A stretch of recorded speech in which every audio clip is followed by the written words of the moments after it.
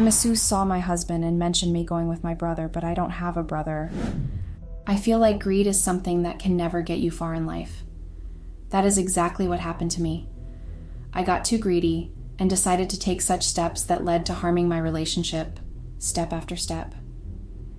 It was all my mistake, and there is no one to blame for my actions.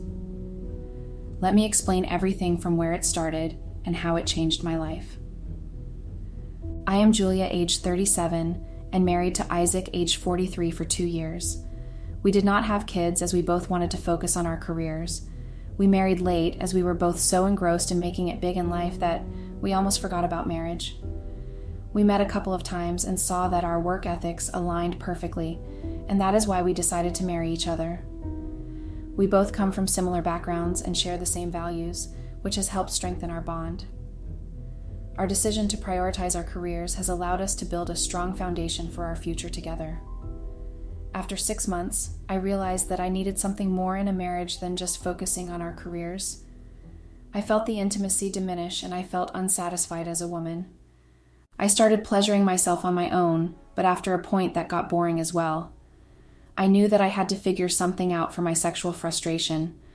I started looking for hookups and one-night stands to satisfy me. I knew that this was not a permanent solution, but as long as it worked, I was fine with it. Isaac was not the kind of person who would understand my sexual problems and address them. I did not feel any guilt in doing this, as I felt I had every right to keep my body happy. I eventually realized that seeking temporary fixes was not fulfilling, and decided to explore other options. After some research, I discovered the benefits of self-love and exploring my own desires without relying on others for satisfaction. This journey of self-discovery has helped me understand my needs better and find more sustainable ways to address my sexual frustration.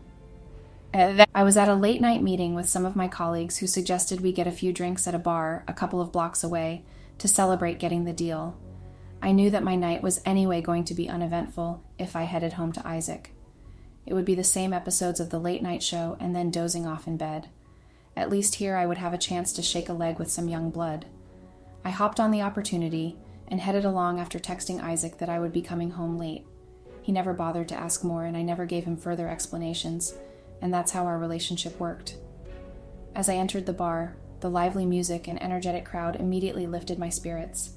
I ordered a drink and joined in on the fun, grateful for the chance to let loose and enjoy myself for a change.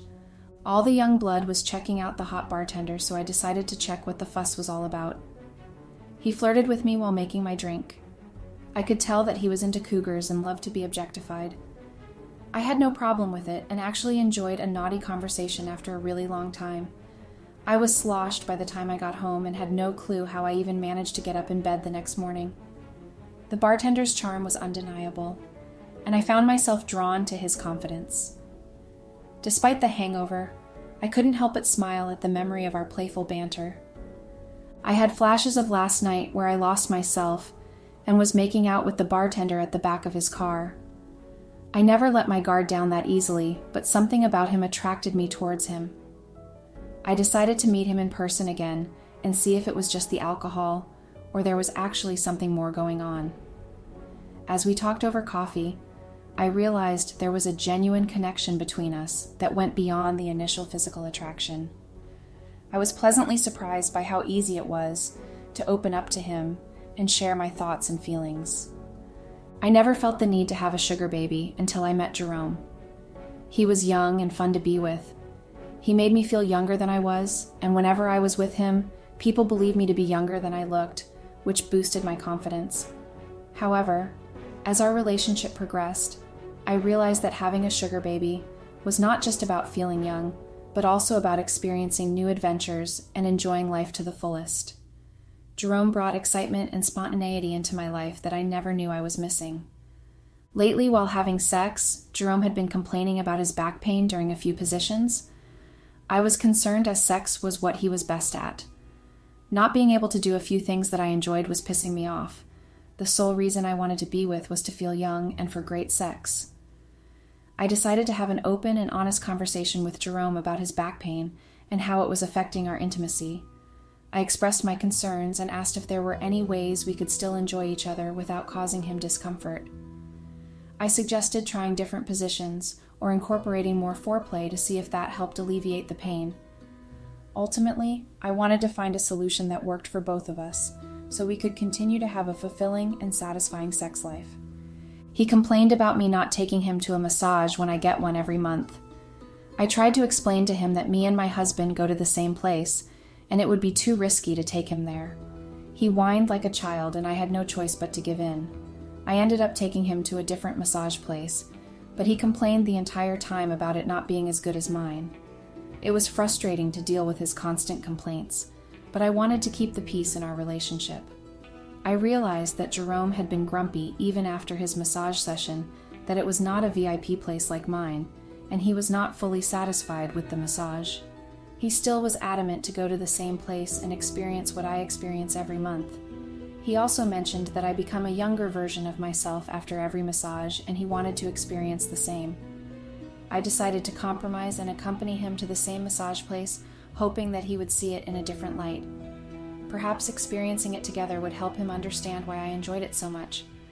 I hoped that sharing this experience would bring us closer together and alleviate his dissatisfaction. I had a monthly appointment with my masseuse as usual, and decided to take Jerome along. I knew that I needed to be careful, so I introduced him as my little brother, as that would stop any gossip or rumors from spreading. Jerome seemed to enjoy the surprise, and it was nice to have him there for support.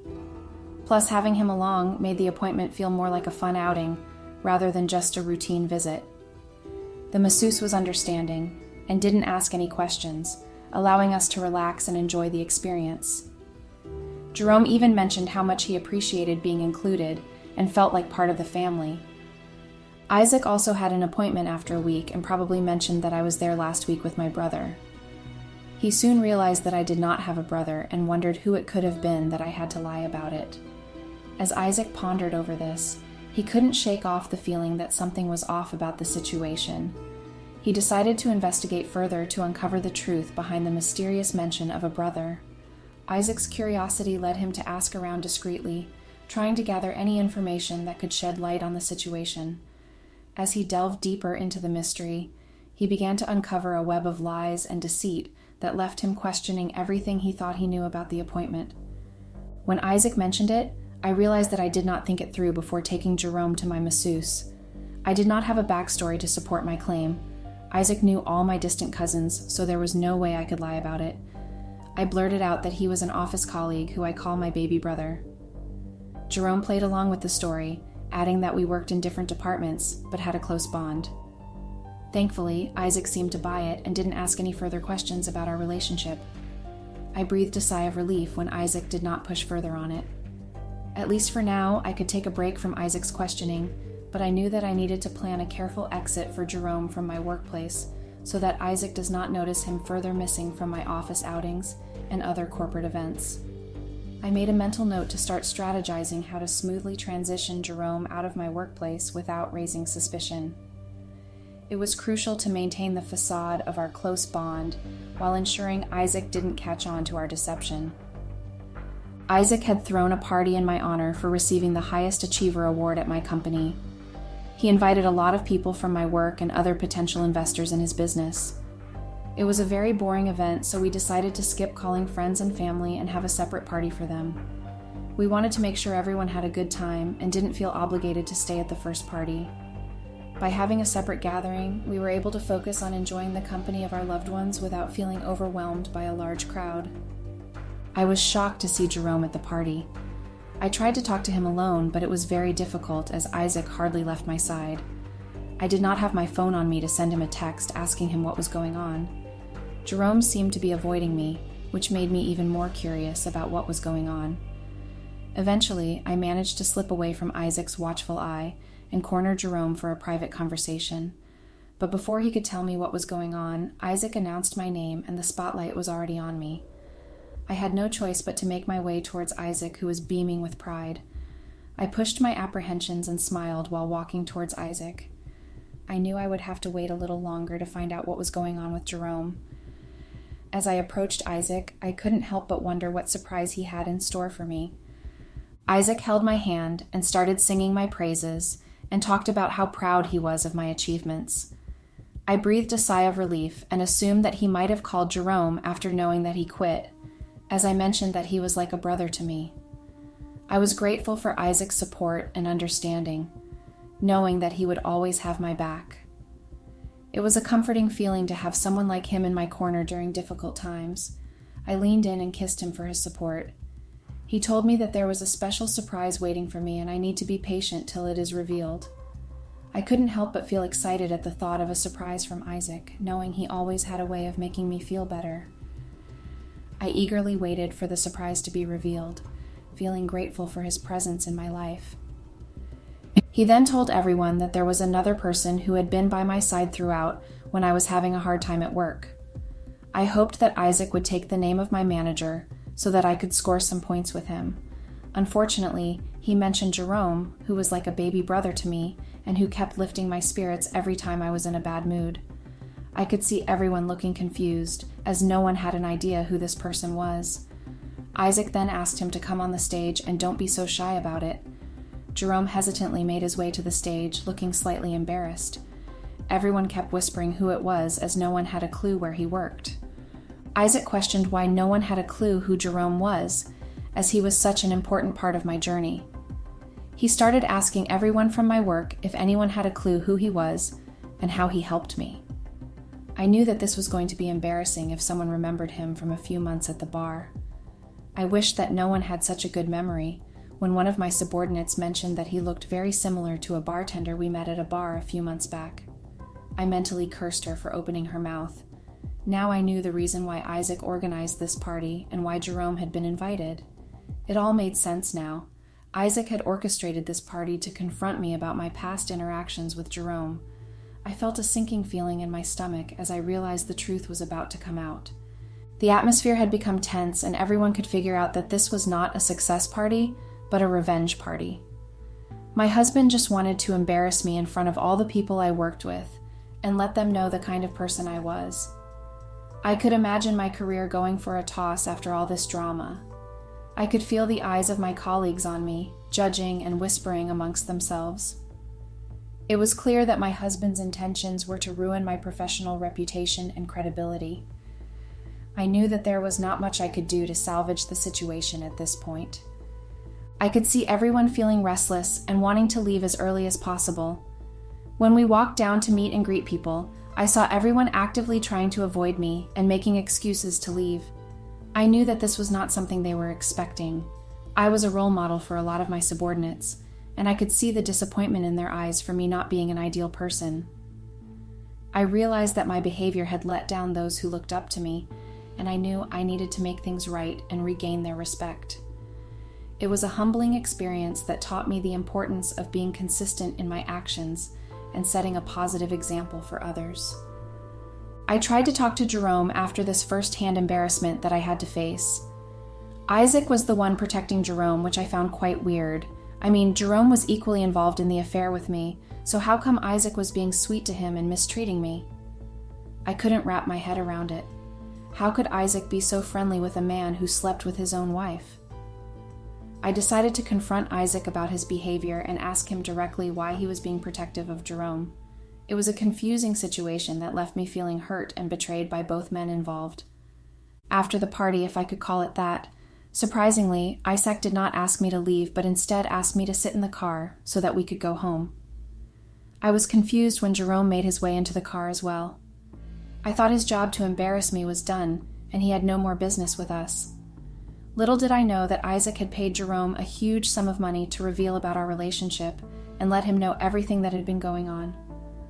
Jerome's presence in the car made me uneasy, and I realized that Isaac had orchestrated this entire situation to confront me about our relationship. As Jerome started speaking, I knew that things were about to get even more complicated. Isaac made sure that I did not leave the house without notice. He told me that he had a lot of other stuff that he could use against me if I tried to be smart and pull off something unusual. I had no choice but to follow Isaac's orders if I did not want any more damage to my reputation. Isaac had caged me in the house along with Jerome, who had been paid well to stick around as long as Isaac pleases and reveal everything that he is aware of about my true nature. I felt like a wild animal caught by a hunter and had nowhere to go. Jerome's presence only heightened my sense of entrapment, as his loyalty to Isaac seemed unwavering. Every passing moment felt suffocating, as I desperately searched for a way to escape their grasp. After a week, there was a party organized for our family as a get-together to celebrate my success. I was dreading it already, as I was still not out of the shock from last week's party. I didn't even want to imagine what Isaac was going to pull off along with Jerome this time. I did not want my family to be a part of this embarrassment, but I knew that Isaac would make sure that all my family gets to know about my actions and would take pleasure in belittling me in front of all of them. I decided to mentally prepare myself for whatever surprises they had in store, hoping to maintain my composure and not let their antics ruin the celebration. Despite my apprehension, I knew that ultimately my family's support and love would overshadow any embarrassment Isaac and Jerome could bring. The family got together at a farmhouse which had no internet and no network in the area. It was very difficult for people to not talk about the current events, as they did not have their phones to keep them busy. I could tell that there was an aura of questions following me everywhere I went. It seemed like everyone was eager to discuss the latest news and updates, making it challenging to escape the constant chatter. Isaac did not even try to introduce Jerome to anyone and made him follow me everywhere I went. Hell, we three were even sharing the room at night, which led to a lot of raised eyebrows from both families. Isaac was very tactful in ignoring people's stares and questions, but I would easily get intimidated by their stares and try to give an explanation. I mean, what could I even say to them? That this is the guy I had been sleeping with and cheating on my husband with? I really had no good explanation, so I would stammer and just rush out of people's sight. I spent as much time away from family outdoors alone, just walking around without direction, as even my room was occupied either by Isaac or Jerome. I even tried avoiding meal times with the entire family, but Isaac would not let me. I could see my sister trying to corner me to ask what was going on between us. I was successful enough to keep avoiding her for the most part. One day, Isaac finally gathered everyone around and said that he was ready to answer questions that everyone had been trying to get answers to. I felt a sense of dread wash over me as I realized that the moment of truth was finally here. I knew that I couldn't avoid the conversation any longer and would have to face the consequences of my actions. He called Jerome and announced him as my steady boyfriend, who I had been seeing behind his back for almost 6 months now.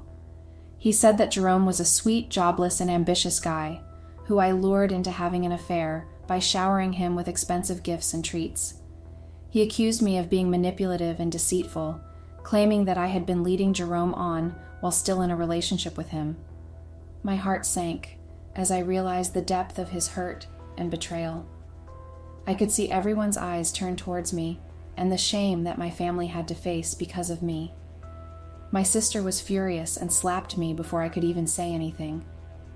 I tried to explain that it was all a misunderstanding and that I never intended to hurt anyone, but my words fell on deaf ears. The room was filled with tension and anger, leaving me feeling isolated and ashamed. My sister started her accusations that I was the one who was very sure of Isaac when I married him. I fought with her, saying that he the right fit for me as he thinks and reacts like me, and that is what I was looking for. She then blamed me for cheating on him in such a short time. I should have discussed and tried to make things work or spoken to someone about not being happy in the marriage. She told me that I brought disgrace to the whole family and she was disgusted by me. She said that she couldn't believe I would give up so easily on my marriage without even trying to make it work. I felt hurt and betrayed by her harsh words, but deep down I knew that only I could truly understand what was best for me in my relationship with Isaac. I could see everyone have the same look in their eyes. I knew that anything I said would not make them understand how lonely I felt during this whole time in my marriage. I knew that saying anything would just work against me, and the best thing to do right now was to stay quiet and explain my situation when emotions were not this high. I decided to take a step back and wait for a calmer moment to express my feelings and thoughts. It was important for me to communicate effectively without causing further conflict or misunderstanding. When I looked at what Isaac was doing, I was surprised that he was sharing his stories with everyone with Jerome by his side. I never expected Jerome to be the kind of person to be liked by Isaac. There was no way Isaac was genuinely friends with Jerome, and it was just the money that he was paying Jerome that was holding them together. I had always thought Isaac was too self-absorbed to have genuine friendships. It was clear that money played a significant role in their relationship, overshadowing any real connection between them. I knew that Isaac might have promised a hefty amount to Jerome for doing all this, as there was no way Jerome would agree to be pitted against our families to face humiliation. Everyone walked out of the room one after the other, after listening to the stories Jerome had been sharing regarding our affair. No one even wanted to look at me, and that hurt my feelings.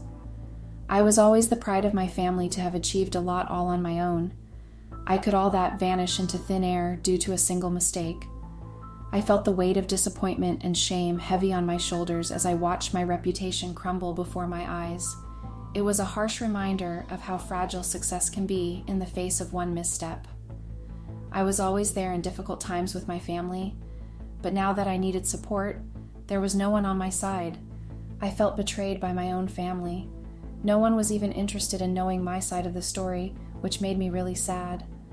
I realized that sometimes, even those closest to us can turn their backs when we need them the most. It was a painful lesson in understanding who truly stands by us during our darkest moments. I don't remember when I fell asleep thinking about all the good times I had with my family in this very own farmhouse. Everything looked so distant and ages ago. When I woke up, there was no trace of a person. I was stranded alone in this big house all by myself. I could not see my family or Isaac or Jerome. I ran out and saw that all the vehicles had left me behind. There was no cell reception to call for help. It was late at night, and I did not have a choice but to stay the night and think of getting some help in the morning. As I wandered through the empty rooms, memories flooded back of the happy times I had with my family in this very farmhouse. The silence was deafening, and a sense of unease settled in as I realized I was truly alone. I woke up early the next morning as I knew that I had to walk a few miles to reach the nearest village from where I could ask for help to get back to the city. I put on my shoes and made my way to the main door. To my surprise, it was locked from the outside. I started banging the door as I was very sure that it was unlocked last night. I was not sure if Isaac was back to continue his torture by locking me inside. The thought of being locked up with very little supply of food and water was creeping me out. I was scared to keep the door unlocked in case it was some burglars who were trying to sneak in. I quickly searched for another way out, but all the windows were securely locked. Panic started to set in as I realized I was trapped inside with no way to escape. Desperation took over as I frantically looked for any possible solution to get back into the city. I started screaming for help from the small vent that was in the kitchen. I could hear someone walking right outside and begged to help me out. I was right that it was Isaac. He asked me if I had enjoyed myself this week with all the success and popularity that I had gained recently. I told Isaac that I learnt my lesson and would like to pay for my mistakes. He told me that Jerome was such a nice and decent man to share everything that we did together with him. There were things that he recently learnt and was not willing to let go so easily. I told Isaac that I am willing to agree to any demands he had if he let me out of here and left me alone. I wanted nothing to do with him anymore. He told me that he would have been happier if I was honest with him about it from the start. I did not have to complicate it so much and force him to take such steps. I realized then that honesty was the best policy, and that being straightforward from the beginning could have prevented this situation. Isaac eventually agreed to let me go, but not without expressing his disappointment in my lack of transparency. I left, feeling relieved but also regretful for not being more open with him earlier. I promised to leave him alone and never come back in his life. I did not even look back and ran as fast as I could before he changed his mind. I went to the village and called a friend to pick me up. No one that I knew wanted anything to do with me, which was very evident by the way they spoke. I called a taxi and rushed home. I packed whatever I thought would be important and fled before Isaac showed up. I was terrified to run into him as I did not want to imagine what he would do to me again. I drove for hours until I reached a small town where I could start fresh and rebuild my life away from Isaac's reach. The fear of him finding me again lingered in the back of my mind, but I knew I had to keep moving forward. I finally found a shabby area where I could live for a few months under the radar. I knew that my family would never support me after all that I had put them through. I had pulled out as much cash as I could to avoid any traces of Isaac finding me. I had nothing better to do apart from holding myself in this house, and waiting for a couple of months before I felt safe to walk out. I decided to share my story as a way to keep myself busy and think about everything I had done wrong to end up here. This would be a better way to know where I had gone wrong and not repeat the same mistakes. Reflecting on my past actions and decisions, I realized that sharing my story could also serve as a cautionary tale for others who may find themselves in similar situations. It was a way for me to not only pass the time, but also potentially help others avoid the same fate. Thank you for showing interest in my story and listening to the blunders I made in my life. I hope this helps someone else to avoid ruining their life.